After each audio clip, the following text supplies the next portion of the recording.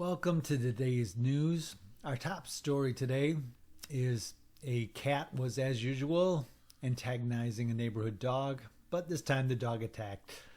The cat got away. There were no injuries reported.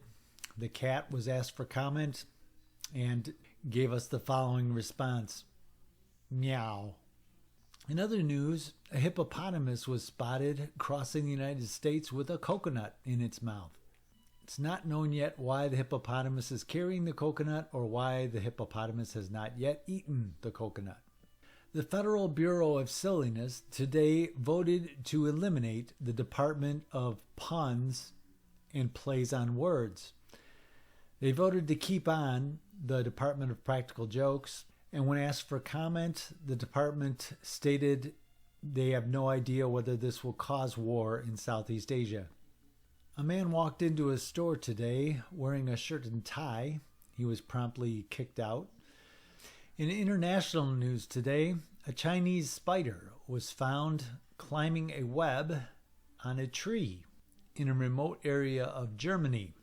In other stories, a cat owner was threatening to sue a dog owner for letting its dog attack her cat.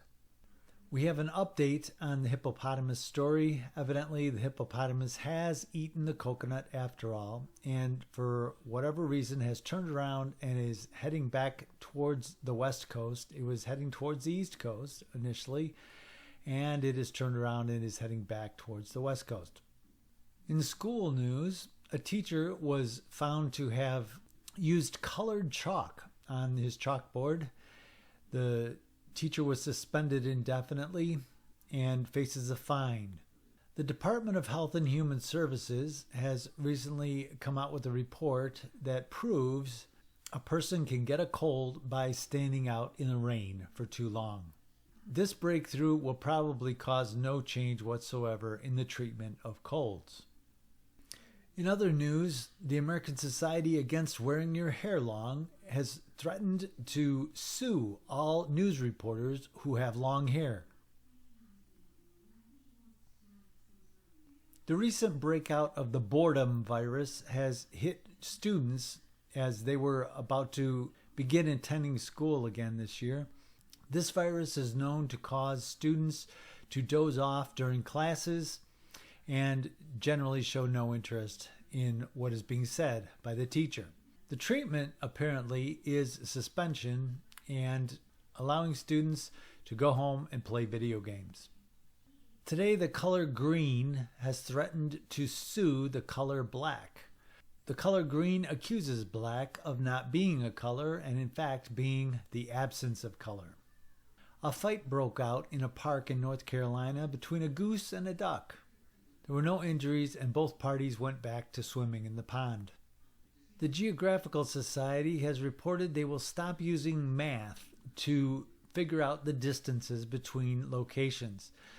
Math, they say, is overkill. They're going to replace the distances and measurements of distances with the estimated time it takes to drive in rush hour between 2 points. An unnamed governor has recently reported that he will step down. And since he's unnamed, we don't know who it is or what state he is from. This report came from the Practical Joke section of the Federal Bureau of Silliness, apparently as a last-ditch effort to keep funding for the department. It has been announced that next year, April Fool's Day will be skipped, and we will go directly to April 2nd. It is not believed that this will affect daylight savings time in any way. On the sports front, the skipping championship of the world was meant to be held today, but it was postponed because management said the date needed to be skipped. And that's our news for today. Thanks for watching.